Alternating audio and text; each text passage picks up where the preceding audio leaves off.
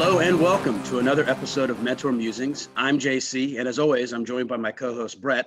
And today we have, I think, a really important topic for every startup founder out there, but in particular, I think if you're in the B2B space. So Brett, I had a founder this week talk to me about the rejection that they got or the objection that they were receiving in the sales process, which is, hey, I really like your product, I really like your vision, but I'm worried that you're a startup and I'm worried about the risk that working with a new company, can kind of bring to my venture and my product. So what, in your opinion, is the frequency with which founders should expect to receive this type of feedback? Do you see this, quote, startup objection raised often for early stage businesses, particularly in the B2B space? Yeah, definitely you see it raised, and it's probably one of the most common objections that you're going to get. That, and maybe we can cover in part two, is, the prospect isn't going to do anything, but the two really different paths. So I think as a founder, you've got to be expecting this question coming into the process. And where I think it depends on who you're selling into, right? At the enterprise level, more sophisticated, probably a lot more risk in what they're doing. So yeah, you're going to be small. You may not have a lot of history, but what you do have going for you is the flexibility, being nimble and heavily focused on the service aspect of it, right? So, hey, we're in this, we know it may not be perfect, but we really think we can help you solve this problem, right? You started the company because you're solving a problem that obviously nobody else had solved it to your satisfaction, right? So use that to your advantage, right? This is how we solve it differently. We may be, like I said, younger, but we're more nimble and more focused on making sure you get the value out of what we're selling. So it's overly simple, but I think that if you can raise it earlier, even as part of your pitch or part of it, say, hey, we know we're new, but this is why we're doing it. This is what's different. Here's the team that's here to support you, et cetera, et cetera. So kind of a long-winded answer to your question, JC, but I do think it is going to be one of the first, questions you're going to have to overcome. Yeah, precisely. I would say in my experience, if you don't get that question, particularly if you really are, stage 0, stage 1 of the venture, right? If you don't have dozens of clients yet on your platform, I would argue that if you're not getting that question, I wouldn't internalize it too much, but it could mean that they're not seriously considering your platform, right? Or considering your solution. True. Very true. I think you're absolutely correct, though. It's something that you need to expect and embrace, right? And I think, number one, what you're trying to do is respond to this in a way where they feel like they can mitigate to themselves the risk associated with working with any startup. And so what I would recommend doing is sitting down and thinking proactively, like, well, what are the risks, particularly with your product and with this customer? Another thing that I would recommend doing is in the discovery process, expecting the question, but also asking them, hey, have you ever worked with a startup company or with a new venture?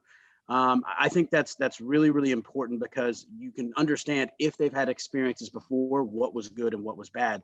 But the key thing, Brett, that you touched on is critical. Use it as an opportunity to be contrarian, right? If you're being stacked up against, let's say, some direct competitors or even indirect competitors that are bigger and more established than you, don't try to make yourself big necessarily, but embrace the fact of what you being small means to them, that you're their top priority, that you as a business need this value to be delivered. Otherwise, you're going to have a difficult time expanding beyond that. So, it kind of puts both of you in this boat of saying, hey, the outcome of this experience for you is even more critical to me than maybe some of the bigger players. So I don't know. I mean, what steps have you recommended to founders to kind of help continue to mitigate that conversation once they get past the problem statement and once they say, okay, well, I recognize you're a startup? Are there any other tips or tricks and kind of strategies you've seen work? Yeah, I think one of the bigger ones maybe starts a step before that says, hey, I'm not just looking for customers. I'm looking for a partner, right? As we're going through this journey, we know we can help, but, and I found a lot more success, kind of approaching it that way versus trying to do a hard sell. But hey, yeah, we know we're young in this. We know we've got a really cool product and we're just looking for people to come along. My apologies for the light, but that's live broadcasting for you. That's going to be around the ride with us, right? We're going to want your feedback, and you're going to help. I don't want to put all the the burden on the potential customer, but approach it more of a collaboration. Hey, we got this core, we'll help you grow with this, early get in. But your earlier point about risk mitigation is important, right? Because they say, what happens if you're not here in 6 months? Is my business going to go away? Depending if it's more of a technology problem that's embedded into the core of your business, that's going to be a much bigger risk. Where if you're sitting on top of something or it's additive, you're going to have less risk to that process. So I think it's really who you're targeting initially, and don't spend a ton of time that if it's a customer that's just really nervous about the possible move on to the next customer. It's just don't spend too much time and find that right audience initially. Yeah, and it requires, when you're selling in those earlier stages, like a tenacity as well, right? Yeah. Because you're going to get that objection quickly. And a lot of founders I've seen will respond to it and say, well, okay, maybe I can come back to you next time. And yes, you do want to circle back with them at some point, but be persistent, because especially early on, even the no's, even if it's if for certain it's going to end up being a no, there's value in you going through that process and just honing your response and your pitch craft on how to answer this objection and respond to this objection. So, I think it's important to definitely not beat a dead horse and to not have, inverse expectations that if they're really, really nervous, you're not going to be able to convince them. So leave them in a position at the end of the sales conversation to circle back up later once you've built yourself out, because they're not a customer now, but they might be a customer in the future. But still use that opportunity, even if the objection is going to come as a no in the end, to use that as a chance to really learn how to respond to this.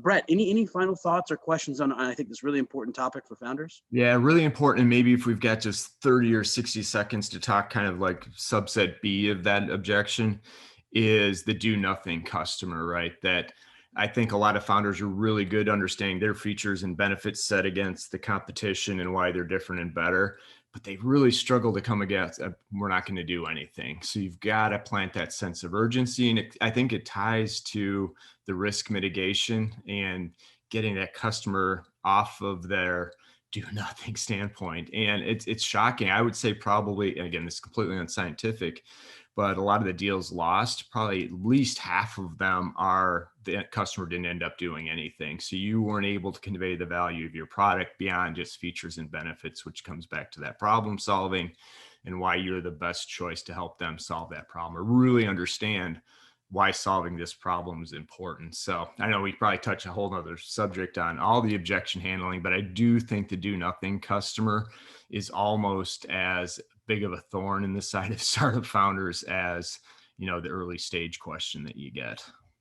Absolutely. And I'll just say this to conclude, that when you have those do nothing customers, it starts first with changing the question that they're asking themselves, because what they're not sold on yet is maybe the question that your product answers or the way that your product answers a certain question. So that's really where you have to go kind of beyond consultative in the sales process and really help them understand why this should be the priority that they are focusing on, and then why your solution is what help address that priority. So great topics, Brett. I think we can do a whole series on startup objections and sales objections, and maybe we will.